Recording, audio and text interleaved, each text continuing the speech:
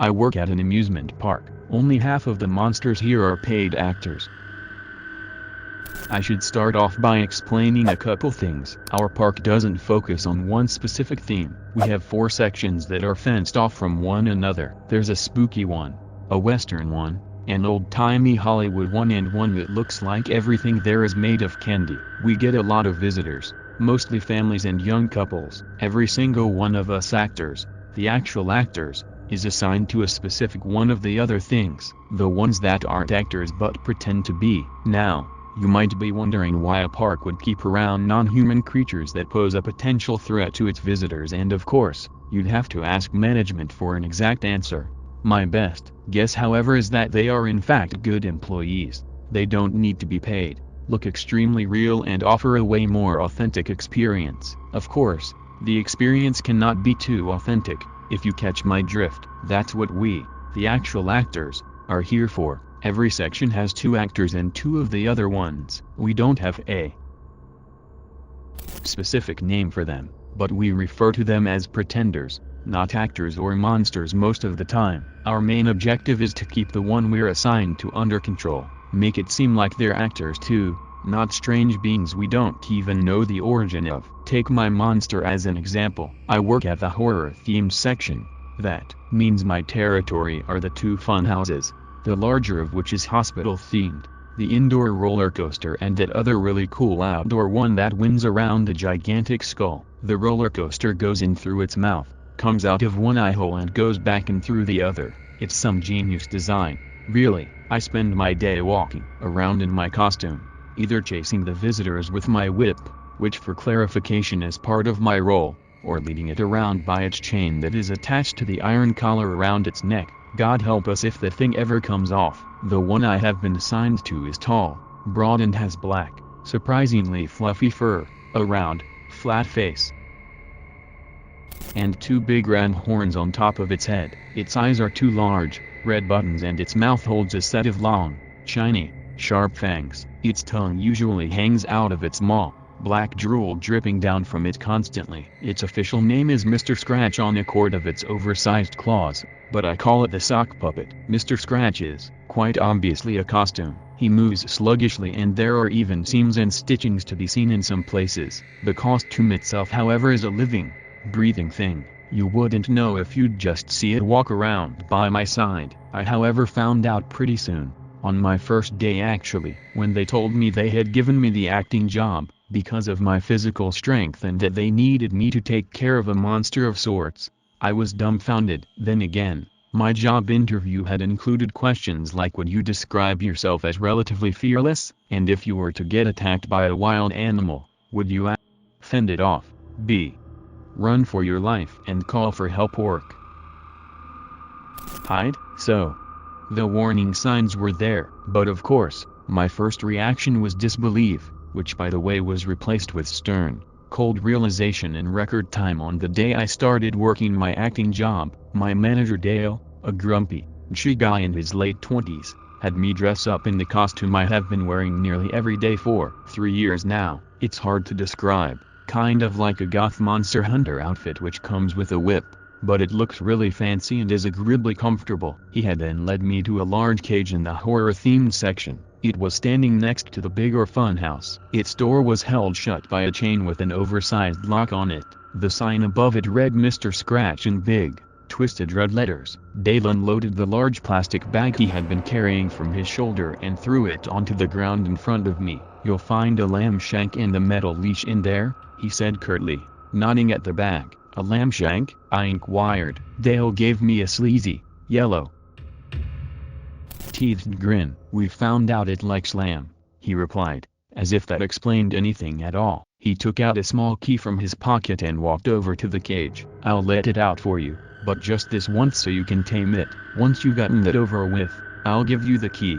Won't be wasting any more of my time doing your job then. Part of me still thought he was messing with me, but I was beginning to have my doubts. He proceeded towards the cage and turned his key inside the lock. The door sprang open with a creaking noise and Dale stepped aside. At first, nothing happened. Then, from the part of the cage that had not yet been reached by the sparse early morning sunlight, the thing they called Mr. Scratch emerged. It exited the cage at a slow, menacing pace on all fours, but once it was outside, it rose to its hind legs and raised its head, slowly opening its mouth only for its long, gooey tongue to drop out. I stared at the moving costume, then at Dale. I was very close to losing my composure. "Are you kidding?" I asked. "Tell that idiot in the costume to cut the crap, if you guys think you can mess with the new one." But the look on Dale's face was serious. He almost seemed a bit frightened. "Feed it," he hissed. "Feed it and then put on the leash." I shook my head and rolled my eyes, but decided to play along. I bent down and picked up the plastic bag, produced the large lamb shank from inside and waved it at the moving costume. "Come and get it," I sang, feeling immensely stupid for talking to a person like I would to a dog. The thing came bounding towards me at a surprising speed and ripped the shank out of my hand. When its teeth sank naturally into the meat and I watched the creature tear it to shreds and gobble it down, I realized that I was not looking at a person in a costume. Gripped by a sudden boldness, I slowly took a few steps towards it, reached out and let my palm travel over its shiny black fur. It was warm. I could feel its chest rise and fall and the muscles underneath its skin pulsing, moving. I was staring at the thing with wide eyes, not believing what I was seeing. Finally, I sprang back into action and picked up the leash from the bag. I attached it to the metal choker and, after making sure I had a good grip on it, gave it an experimental pull.